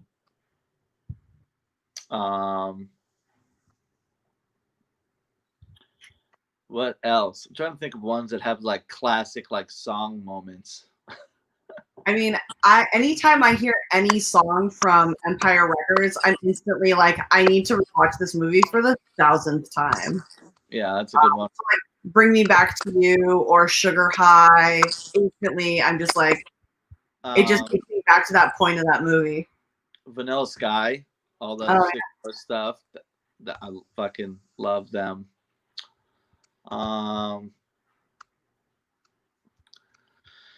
Yeah, I mean that's all like score stuff. I'm trying to think of like song stuff. I can't place any right now. Have your guys' stuff ever been in like an independent movie or like a game or? Not movies. I mean maybe. Yeah, actually one of the songs was in these Boston guys. They did this movie called Chasing Storms, and Conquer Them All is in it, but it never went out. It's like it's still in an edit phase. But we were in MTV's Band in a Bubble with Cartel. They used our whole first record inside of there. We were in a whole season of the Jets. Patriots football used it, and Jets we were in as well. So we've licensed in a bunch of stuff. But I mean, the craziest shit is like all the YouTube stuff, like where like the themes of like all these like backyard wrestling shit. But like that shit gets like millions of views. It's like crazy. Like sometimes it'll have more views than like the song. And then like people using like motocross montages. Our song Savage was in this like dope motocross montage that actually blew up the song. So like people using the songs in their videos in YouTube is Call of Duty montages. I don't know what it is. People love playing Call of Duty to Lansdowne songs. Which is dope. I mean, with Twitch happening now, like it sucks that you can't play music we used to be able to like play music in the background and have it be okay, because like YouTube will literally shut you down and like suspend your video. Yep. It's like, oh, you have unlicensed music, and I'm like, no. If I'm gonna have like knowing that I could have like talked to you before and have been like, hey, let's play your music during this interview and everything, it would have been totally fine. But YouTube would be like, you're not allowed to do that, and I'm like, no, like it's his music. Like, well, do they stop you, or I thought they just started doing it as, hey, there's a copyright claim, but everything's okay, and just the monetization goes to whoever's song it is. Oh, I don't know. Well, I'm not monetized, so fuck it. But yeah, then I learned about this thing called Nightcore. I don't know if you know about it. No. So take like an anime photo or a scene from like an anime thing, and like you speed up a song. So probably like YouTube like can't catch it, but they do. And you speed up the song, and it's just like a fast like chipmunk version of the song, and it's called Nightcore. And it's usually with like either like a anime drawing or like fucking Dragon Ball Z, a scene from like some shit like going down. And yo, people have done this to mad songs, and legit, they have more like views and listens than like it on our page, like this version of it. But it's crazy to watch it like that'll happen, and then you'll see it like trickle down to Spotify of like, so Burn Brighter, which has the biggest Nightcore version on YouTube, like has like 7 million streams on Spotify, and it's like it's in a bunch of like anime playlists. That's pretty fantastic, though. Like, it's pretty cool. To have it like random. Such a unique way that like probably wasn't something that you ever thought was a possibility. I wish I could make it happen on purpose, but it just happens. People like do it on their own. I wish I could be like, hey, we have a new single coming out. Everyone Nightcore the fuck out of it so it blows up, please. Thanks. I mean, if you find that one user is like doing it more than anybody else, like maybe get in touch with them. No, I think that's what it is. I have to figure out, but like YouTube is like tough. You can't really like find like contact info, or can you? I should probably look into it way more.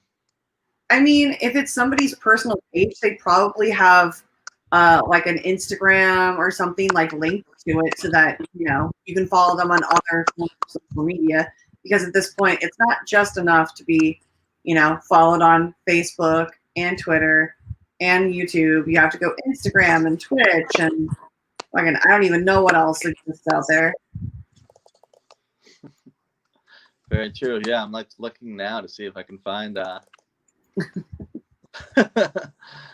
I'm like, oh, do this to every song, please do it. Like, we'll send you a copy of the record. It's fine. Yeah, like I'll fucking cancel monetize claim. Like, go for it. But yeah, that's like some dope stuff. But we're getting much more into, like, I've been talking to a bunch of different sync agents and music supervisors about like getting more purposefully into that world of getting stuff into series, getting stuff into films and stuff like that. So that's definitely been just for our artists with Red 13, as well as for Lansdowne and stuff as well. So you'll definitely, hopefully, be watching something on Netflix soon and hear John's voice tickling your eardrums. God, I haven't seen you guys live in so long. It kind of hurts my heart to think about it. But I remember Shaun came out one time. We had a day off in Boston, and John met up with me at what was the Dropkick Murphys bar in downtown? Where they played? No, their bar. Like Ken and a few Red Sox players owned the bar. I want to say it's not McSorley's. McSorley's is the bar in New York. McGreevy's. McGreevy's. And a bunch of us were there drinking and hanging out. And I had the most badass, like, I told you so moment with a waitress. Because, like Ken used to be a massage client of mine. And so he always told me, like, whenever you come to town, like, let me know. And, like, even if we're not there, I'll, buy you a drink or something, whatever. Like, I'll leave a tab open for you. And so we went in, and it was like me and a few of the guys, and this waitress comes up and we're all ordering, and I was like on the phone trying to leave a voicemail for Ken because the Dropkicks were in Mexico City, and I was just wanting to leave a message for him, and he answered the phone, and I was like, what are you doing answering the phone? You're in Mexico City. He's like, what's going on? And I'm like, I'm in your bar. I just wanted to call and let you know that we're here and like it's Warped Tour crowd, and like we all love you, and we just want to say hi. And he's like, oh, and I'm like talking to him, and the waitress is like going and getting everybody's orders at the table, and she gets to me, and she's like waiting super impatiently, and she like snaps at me, and Ken hears it, and he goes, who is that? And I'm like, I don't know, some waitress. He goes, hand her the phone, and I handed over the phone, and like she's like, whatever, and like puts it up to her ear, and he like chews her out or something because she loses all of the blood in her face, and gives the phone back to me. And she goes, she takes everybody's order and everything, and she comes back with our drinks, and she goes, these are in the house, as are the rest of your drinks tonight. I apologize, and enjoy the rest of your night. So Ken bought us rounds, and then all of my drinks were free. It was amazing. Hell yeah. But John was out that night, and we got so shit-faced that I don't think he could drive, but he came back to the hotel with us and like passed out on the bed. And then, like we left at 6 a.m, and he was still passed out in the bed, and like just like curled up with his little pillow, like super happy. I'm like, I hope you enjoy your like sleep, because we are still drunk, loading up our bus right now. That was a fun night. Craziness. That night, but hell yeah. Yeah, I think we should bring back Warped Tour after this. I think that needs to happen. Just bring it back. Or we could just go like into a bus and like just like party in every city. That sounds for no good reason. Oh my god, all we would need is a sponsor to like cover the bus cost and maybe some food. We'll film it. We'll film the whole thing. It'll be like we'll just go catch whatever show is happening like in town that night. Right? Oh god, that'd be so great. Yeah, I would love that. That needs to happen. It's warped, but it's not something funny. That's a Warped playoff light. Warped Tour. Like Warped Mind Tour. I mean, I'm pretty sure we could fill the bunks. Like that wouldn't be an issue. We'll call it fucking Warped. Fucking Warped. Hi, welcome to fucking Warped Tour. Well, the Warped Tour. Fucking Warped Tour, where we go around and fucking go to shows in different states and get drunk for your view and pleasure. I mean, once this ends, that sounds like a really great show. Like we'll just take this show on the road. I can interview the bands like that perform that night. We'll get sponsors. It'll be fun. Sounds good. I like this plan. I'm in. Let's do it. I also had a friend of mine. He was one of the crewmen on the Jurassic 5 tour that I went on, and we're super good friends. And so he texted me and was like, "Hey, how do you feel about buying an island with a few other crew guys, and we just wait out the rest of this bullshit together on an island?" And I'm like, "I'm in. Let me know when we're leaving." I'll come visit the island for sure. Fuck yeah. Fuck yeah. I'll do my 2-week quarantine to go to the island. You just stay there for like a month. I mean, it's fine. Count me in. God, I miss real life. I don't know who's watching anymore, but I don't really talk. But I feel like we can keep talking about weird random stuff that nobody's going to care about. So I'm going to close out the live portion of this by asking my favorite question that has ever been asked in a movie. It also happens to be my favorite movie from Almost Famous. Do you have to be happy to write a love song? Do you have to be sad to write a sad song? What is it that you love about music? I think, well, you have to connect with whatever emotion you're trying to portray. You don't have to be sad in that moment, or happy in that moment, but you have to be able to connect back to something that made you sad and let that flow out, or connect back to something that made you happy and let that flow out, because otherwise it's just bullshit, And I really feel like the best songs connect into whatever emotion you're trying to portray, and that's what lets other people connect when they're feeling that into your song. And I think that's even with like a fucking pop song, you know what I mean?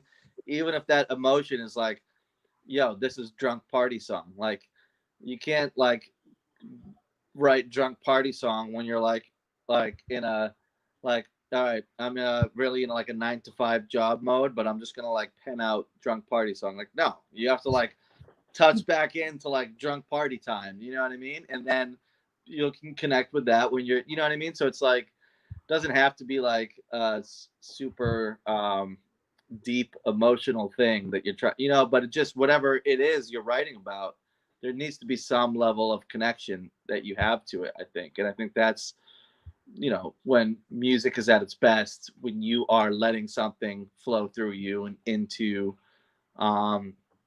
you know, the chords, into the words, into the melodies. And I think that's what makes the best songs, you know, when something is real. And I think that's the best part about music, is the writer getting that escape and then the listener getting to connect to that emotion, you know, whatever it might be. Whether it's party song or love song or breakup song or like fucking let's fucking rage mob song, like whatever it is. I love that. Yeah, every time I ask the question, I get a completely different answer because everybody is going to completely nice. I love that. Well, thank you so much for coming and hanging out. I'm just going to kick you off for a second and then end the show, then we can keep talking. But thank you. It's been such a pleasure to talk to you again. Awesome. Well, thank you for having me. And hey, we'll do it again sometime, right? Absolutely. I mean, I'm going to come back to you after we're done being live, but I just got to do some house cleaning things. So I'll see you in a second. All right. Sounds great. So next week I have Sabrina Ramirez on at 7 p.m. Pacific Daylight Time. I'm super excited. We're probably just going to be sitting around the apartment drinking and making fun of, well, probably Brandon. And then also coming up, I'm doing a season 2 Mandalorian after show on the Gucciverse. We don't know what day and time it's going to air, so keep an eye out for that. It's going to be so much fun. I had a blast doing the show for the boys, and now we're getting to do the Mandalorian. I know part of who's going to be on there, but I'm going to leave it to Chris Hall to surprise you with the other 2 hosts. But thank you so much for tuning in. I will see you next week. Be safe, be good to each other, and try and keep your head up and watch some good shit.